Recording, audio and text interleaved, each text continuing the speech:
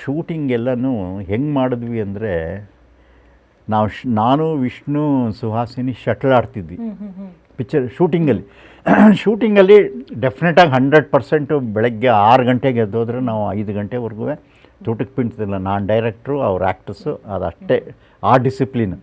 ಸೆಟ್ಟಿಂದ ಬಂದ ಮೇಲಿಂದ ತುಂಬ ಕ್ಲೋಸು. ಶಟ್ಲ್ ಕ್ಲಾಕ್ ಆಡುವಾಗ ಬೆಟ್ಟಿಂಗ್ ಏನು ಅಂದರೆ ಯಾರು ಸೋಲ್ತಾರೆ ಅವ್ರನ್ನ ಸ್ವಿಮ್ಮಿಂಗ್ ಪೂಲ್ಗೆ ತಳ್ಳೋದು ಅಂತ. ಈ ಸುಹಾಸಿನಿ ಸೋಲ್ತಾಯಿದ್ರು ನಾನು ವಿಷ್ಣುವರ್ಧನ್ ತೆಗೆದು ನೀರಿಗೆ ಹಾಕೋದು. ಆಮೇಲಿಂದ ಕ್ಲೈಮ್ಯಾಕ್ಸ್ ಶೂಟ್ ಮಾಡ್ತಿದ್ವಿ. Vishnu is A very sensitive actor. Vishnu ಒಳಗಡೆ ಅವ್ನ ಕ್ಯಾಲ್ಕುಲೇಷನ್ ಪರ್ಫಾರ್ಮೆನ್ಸ್ಗೆ ನನ್ನ ಹತ್ರ ಏನು ಬೇಕು ಎಲ್ಲ ತಗೊಂಡು ಎಲ್ಲೂ ರಿಪೀಟ್ ಆಗಬಾರ್ದು, ಯಾರ್ದು ಕಾಪಿ ಆಗಬಾರ್ದು. ಯಾಕೆಂದರೆ ಈ ಟ್ರ್ಯಾಜಿಡಿ ಹೀರೋಗಳು ಬೇಕಾಷ್ಟು ಜನ ಮಾಡಿದ್ದಾರೆ, ಅದನ್ನು ಎಲ್ಲೂ ರಿಪೀಟ್ ಆಗಬಾರ್ದಲ್ಲ, ಅವನದೇ ಒಂದು ಕ್ರಿಯೇಟ್ ಆಗಬೇಕಲ್ಲ, ಅದಕ್ಕೆ ಫೀಡಿಂಗ್ ಡೈರೆಕ್ಟ್ ತಾನೇ ಕೊಡಬೇಕು. ಆ ವಿಚಾರದಲ್ಲಿ ನಾನು ವಿಷ್ಣು ತುಂಬ ನಮ್ಮ ಪಿಕ್ಚರ್ಗಳಲ್ಲಿ, ಬಿಕಾಸ್ ನಾವಿಬ್ಬರು ಒಬ್ರಿಗೊಬ್ರು ಫ್ರೆಂಡ್ಶಿಪ್ಪು ಪ್ಲಸ್ ನಮ್ಮ ಒಬ್ರೊಬ್ರನ್ನ ಅರ್ಥ ಮಾಡ್ಕೊಂಡಿದ್ದು. ಆಮೇಲಿಂದ ಒಬ್ಬ ಡೈರೆಕ್ಟ್ರನ್ನ ಆ್ಯಕ್ಟ್ರ್ ಅರ್ಥ ಮಾಡ್ಕೋಬೇಕು, ಆ್ಯಕ್ಟ್ರನ್ನ ಡೈರೆಕ್ಟ್ರ್ ಅರ್ಥ ಮಾಡ್ಕೋಬೇಕು. ಇದು ಒಂದು ಒಳ್ಳೆ ಕಾಂಬಿನೇಷನ್ ಆಯಿತು. ಮೈಸೂರಲ್ಲಿ ರಮ್ಯಾ ಹೋಟ್ಲ್ ಅಂತಿತ್ತು.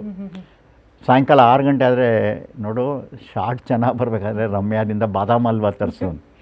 ನಾವು ಬಾದಾಮ್ ಹಲ್ವಾ ತರಿಸಿ ತಿಂದುಬಿಟ್ಟೆ ಶೂಟಿಂಗ್ ಮಾಡ್ತಾಯಿದ್ವಿ. ಸುಹಾಸಿನಿಗೆ ಸಾದಾ ದೋಸೆ ರಮ್ಯಾದ ಭಾಳ ಆಸೆ, ಅದನ್ನು ತರಿಸುವಂತ. ಸರಿ, ಹೀಗೆ ನಾನೇ ಪ್ರೊಡ್ಯೂಸರ್. ನಾನು ಒಂದು ಸ್ವಲ್ಪ ಟೈಮ್ ಆಗೋಗ್ಬಿಟ್ಟ ಮೇಲೆ ನಾನೇ ಪ್ರೊಡ್ಯೂಸರ್ ಆಗಿಬಿಟ್ಟೆ. ಬಿಕಾಸ್ ನನಗೇನು ಬಂತು ಅಂದರೆ ಈ ಪ್ರೊಡ್ಯೂಸರ್ಗೂ ಡೈರೆಕ್ಟ್ರಿಗೂ ಯಾವಾಗಲೂ ಒಂದು ಜಗಳ, ಕ್ಲಾಶಸ್ ಎಲ್ಲ ಇದ್ದೇ ಇರುತ್ತೆ. ಯಾಕೆಂದರೆ ನಾವು ಕೇಳೋದು ಅವ್ರು ತಂದುಕೊಡಲ್ಲ, ಅವ್ರು ತಂದುಕೊಡದೇ ಇರೋ ನಾವು ಶೂಟಿಂಗ್ ಮಾಡದೇ ಇರಲ್ಲ.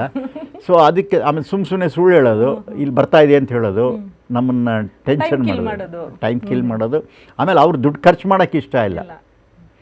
ನಾನು ಆವಾಗ ಡಿಸೈಡ್ ಮಾಡಿದೆ, ಐ ಥಿಂಕ್ ನಾನೇ ಇನ್ಮೇಲೆ ಪ್ರೊಡ್ಯೂಸರ್ ಡೈರೆಕ್ಟರ್ ಆಗಬೇಕು ಅಂತೇಳಿ ಪ್ರೊಡ್ಯೂಸರ್ ಡೈರೆಕ್ಟರ್ ಆದೆ. ಎಲ್ಲರೂ 30 ದಿವಸ ಶೂಟಿಂಗ್ ಮಾಡಿದ್ರು, ನಾನು 70 ದಿವಸ ಶೂಟಿಂಗ್ ಮಾಡ್ತಿದ್ದೆ. ಬಂಧನ ನಾನು 85 ಡೇಸ್ ಶೂಟ್ ಮಾಡಿದೆ. ಯಾತಕ್ಕೆ ಅಂತ ಹೇಳಿದ್ರೆ ಕೆಲವು ಸೀನ್ನ ವಿಷ್ಣುವರ್ಧನ್ಗೆ ನಾನು ಆ ಎಮೋಷನ್ ಸೀನು, ಕಾಮಿಡಿ ಎಲ್ಲ ರಿಪೀಟಾಗಿ ಶೂಟ್ ಮಾಡಿದೆ. ಒಂದು ಸರಿ ತೆಗೆದ್ರೆ ಸರಿ ಬರಲಿಲ್ಲ, ಇನ್ನೊಂದು ಸರಿ ತೆಗೆದು. ಯಾಕೆಂದರೆ ನನಗೂ ಒಂದು ಚಾಲೆಂಜ್ ಇತ್ತು, ಒಬ್ಬ ಆ್ಯಕ್ಷನ್ ಹೀರೋನ ಒಬ್ಬ ರೊಮ್ಯಾಂಟಿಕ್ ಹೀರೋ ಮಾಡಬೇಕು. ಅವನಿಗೂ ಒಂದು ಚಾಲೆಂಜ್ ಇತ್ತು, ಬರೀ ಕೈದಿ ಅಂಥವೆಲ್ಲ ಮಾಡಿದ್ವಿ ಅಂತಂದರೆ. ಸೊ ಆ ಇಬ್ಬರು ಚಾಲೆಂಜ್ಗೆ ಬಟ್ ನಾನು ದುಡ್ಡಿಗೆ ಕೇರೆ ಮಾಡಲಿಲ್ಲ. I short for 85 days. ಬರೀ ಬಣ್ಣ ಸಾಂಗೆ ಒಂದು 9 ದಿವಸ 8 ದಿವಸ ತೆಗೆದಿವಿ. ಬಿಕಾಸ್ ಏನಾಗೋದು ಅಂದರೆ ಆ ಬಣ್ಣ ಹಾಕಿದ್ರೆ ಕ್ಲೀನ್ ಮಾಡೋಕ್ಕೆ ಆಕೆಗೆ ಒಂದು ದಿವಸ ಬೇಕಾಗೋದು. ಎಷ್ಟೋ ಸರಿ ಪಾಪ ಹತ್ತುಬಿಟ್ಟಿದ್ದಾಳೆ. ಆ ಬಣ್ಣ ಹಾಕಿದ್ದು ಎಲ್ಲನೂ ತಲೆ ಮೇಲೆ ಗಂಟೆ ಕಟ್ಬಿಡೋದು. ಅದು ಏನು ಶ್ಯಾಂಪು ಆದರೂ ಹೋಗ್ತಿರಲ್ಲ. ಹಿಂಗಂದ್ರೆ ಇಷ್ಟಿಷ್ಟು ಕೂದಲು ಬರೋದು. ಪಾಪ ಹೆಂಗಸರಿಗೆ ಅದೊಂದು ಕೂದಲು ಭಾಳ, ಅವ್ರಿಗೆ ಏನಿಲ್ಲ ಆದರೂ ಕೂದಲು ಕರೆಕ್ಟಾಗಿದೆ. ಒಂದು ದಿವಸ ಅಂತೂ ಕರೆದುಬಿಟ್ಟು ನನಗೆ, Babu what you are doing, you see I will be bald head tomorrow ಅಂತ. ಇಲ್ಲ it will be all right ಅಂತ ಹೇಳಿ ವಿಷ್ಣು ನಂಗೆ ಸಪೋರ್ಟ್, ಇಲ್ಲ ಸಾಂಗ್ ಚೆನ್ನಾಗಿ ತೆಗಿತಿದ್ದಾನೆ, ಒಂಚೂರು ಇದಾಗಿ ಅಂತೇಳಿ. ಹೀಗೆ ಆ ಒಂದು ಅಂಡರ್ಸ್ಟ್ಯಾಂಡಿಂಗು, ಆ ಒಂದು ಫ್ಯಾಮಿಲಿ ಅಟ್ಮಾಸ್ಫಿಯರು, ಒಂದು ಫ್ರೆಂಡ್ಶಿಪ್ಪು ಬಂಧನ ಆಗೋಕ್ಕೆ ಸಾಧ್ಯ ಆಯಿತು. ಓಕೆ ಸರ್, ನೀವು ಬಂಧನ ಹೇಗಾಯಿತು ಅಂತ ಹೇಳಿದ್ರಿ.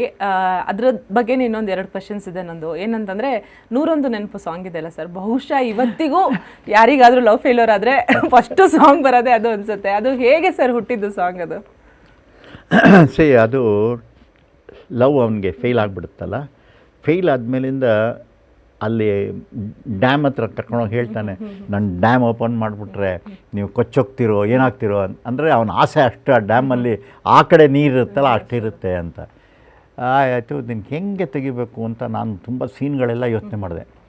ಲವ್ ಫೇಲ್ಯೂರ್ನ ಸೀನ್ನಲ್ಲಿ ಹೇಳಿದ್ರೆ ಬರೀ ಡೈಲಾಗ್ ಆಗಿಬಿಡುತ್ತೆ. ಆಮೇಲೆ ಇಂಡಿಯನ್ ಫಿಲ್ಮ್ಸ್ಗೆ ಸಾಂಗ್ ಅನ್ನೋದು ಒಂದು ದೊಡ್ಡ ಇನ್ಸ್ಟ್ರೂಮೆಂಟ್. ಒಬ್ಬ ಡೈರೆಕ್ಟ್ರಿಗೆ ಫೀಲಿಂಗ್ನ ಟಚ್ ಮಾಡೋದಕ್ಕೆ, ಅದರ romance, comedy, love expression. So ಆವಾಗ ಐಡಿಯಾ ಬಂತು ನನಗೆ, ಯಾತಕ್ಕೆ ಒಂದು ಸಾಂಗ್ ಇಲ್ಲಿ ಹಾಕ್ಬಾರ್ದು ಲವ್ ಫೇಲ್ಯೂರ್ದು ಅಂತ. ಇದಕ್ಕೆ ಆಯಿತು, ಲವ್ ಫೇಲ್ಯೂರ್ಗೆ ಹೆಂಗೆ ಸಾಂಗ್ ಮಾಡೋಣ. ಕೊನೆಗೆ ಜೈಗೋಪಾಲ್ ಅವ್ರನ್ನ 3 ದಿವಸ ಕೂತ್ಕೊಂಡು ನಾವು ಬರೆದ್ವಿ. ಏನು ಲೈನ್ ಬರೆದ್ರು ಫಸ್ಟ್ ಲೈನ್ ಇಂಪಾರ್ಟೆಂಟ್ ಸಾಂಗಲ್ಲಿ. ಯಾವಾಗಲೂ ಒಂದು ಪಲ್ಲವಿ ಭಾಳ ಇಂಪಾರ್ಟೆಂಟ್. ಬರೆದ್ವಿ ಏನು ಬರೆದ್ರು ಬರಲಿಲ್ಲ. Composing cancel ಮಾಡಿಬಿಟ್ವಿ. 101 ನೆನಪು ಅಂತ ಬರಬೇಕು. ಅದು ಹೀಗೆ ಆಯಿತು. ಒಂದು ಸರಿ 3 ದಿವಸ ಆಯಿತು, ಶೂಟಿಂಗ್ ಹತ್ರ ಬಂದ್ಬಿಡ್ತು. ನಾಳೆ ಸಾಂಗ್ ಬೇಕೇ ಬೇಕು ಸರ್ ಶೂಟಿಂಗ್ ಅಂತ. ಇನ್ನೊಂದು ಸರಿ ಕೂತಾಗ ಒಂದು ಐಡಿಯಾ ಕೊಟ್ಟೆ ನಾನು. ಒಂದು ಕೆಲಸ ಮಾಡಿ, ಈ ಒಂದು ದಿಲೀಪ್ ಕುಮಾರ್ದು ಭಾಳ ಫೇಮಸ್ ಸಾಂಗ್ ಇದೆ, ಅದೇ ಥರ ರಾಜೇಶ್ ಖನ್ನಂದು ಒಂದು ಸಾಂಗ್ ಇದೆ, ಮೇರೆ ದಿಲ್ ಮೇ ಆಜ್ ಕ್ಯಾ ಹೇ ಬತಾ ದೂಂಗಾ ಅಂತ. ಈ ಥರ ಒಂದು ಐಡಿಯಾ ಇಟ್ಕೊಂಡು ಪ್ಲ್ಯಾನ್ ಮಾಡಿ, ಯಾಕಂದ್ರೆ ಅವ್ನು ಹೇಳಬೇಕಲ್ಲ ಅವ್ನ ಲವ್ನ, ಅದು ಅವರಿಬ್ಬರಿಗೆ ಗೊತ್ತಾಗಬೇಕು, ಇನ್ಯಾರಿಗೋ ಗೊತ್ತಾಗಬಾರ್ದು ಹಾಡಲ್ಲಿ. ಆಮೇಲೆ ಅವನೇನು ಡ್ರಾಮ್ಯಾಟಿಕ್ ಆಗಿ ಬಿದ್ದು ಮಾಡೋಕ್ಕಲ್ಲ, ಈಸ್ ಎ ಡಾಕ್ಟರ್. ಆಮೇಲೆ ಅವ್ನ ಕ್ಯಾರೆಕ್ಟರ್ ಡಿಗ್ನಿಟಿ ಮೇಂಟೈನ್ ಮಾಡಬೇಕು, ಬಟ್ ಆ ಫೀಲಿಂಗ್ ಎಕ್ಸ್ಪ್ರೆಷನ್ ಇಬ್ಬರಿಗೂ ಆಗಬೇಕು. ಸರಿ, ಅದನ್ನು ಲೆಕ್ಕ ಹಾಕ್ಕೊಂಡು ಮಾಡಿದ್ವಿ. ಆ 101 ನೆನಪು ಹಾಡು ಐ ಥಿಂಕ್ ಇವತ್ತಾಲೆ 40 years ಹತ್ತತ್ರ ಆಯಿತು. ಇವತ್ತಿಗೂ ಅದನ್ನು ಅದಲ್ಲದೆ ಟಿ ವಿಗಳಲ್ಲಿ ಪ್ರೋಗ್ರಾಮ್ ಮಾಡ್ಬೇಕಾದ್ರೆ 101 ನೆನಪು ಹೆಸರು ಕೊಡ್ತಾರೆ. ಎಷ್ಟೋ ಜನ 101 ನೆನಪು ಪುಸ್ತಕ ಬರೆದಿದ್ದಾರೆ. ಅದು ಒಂದು ಕ್ಲಾಸಿಕ್ ಆಗಿ ಬಂತು. ಅಂದರೆ ಅದರಲ್ಲಿ ಎಲ್ಲ ಮ್ಯೂಸಿಕ್ ಡೈರೆಕ್ಟ್ರು, ಫೋಟೋಗ್ರಫಿ, ಆ ಸೀರೆ ಆಕೆಗೆ ಉಡಿಸಿದ್ವಲ್ಲ ಸೀರೆ, ಆ ಸೀರೆ ಕಂಚೀಪುರಮಲ್ಲಿ ಸುಹಾಸಿನಿ ಅವ್ರ ತಾಯಿಗೆ ಕಾಂಚೀಪುರಮಲ್ಲಿ ತುಂಬ ರಿಲೇಷನ್ಸ್ ಎಲ್ಲ ಇದ್ರು ಅವ್ರಿಗೆ. ನಾನು ಏನು ಹೇಳಿದೆ ಸುಹಾಸಿನಿಗೆ, ಎಲ್ಲ ಸೀರೆಗಳು ನಾವು ಕಲರ್ ಮಾಡಿ ನಾವೇ ಕಾಂಬಿನೇಷನ್ ಕೊಟ್ಟು ಮಾಡಿಸೋಣ, ಯಾಕಂದ್ರೆ ಅಂಗಡಿಯಲ್ಲಿ ತಂದು ಸೀರೆ 10 ಕಡೆ ಸಿಗುತ್ತೆ. ಸೊ ನಾವು ಮಾಡಿಸಿದ್ರೆ ಸೀರೆ ಇದು ಎಲ್ಲೂ ಸಿಗಲ್ಲ, ಎಲ್ಲೂ ಹುಡುಕ್ತಾರೆ ಅಂತ.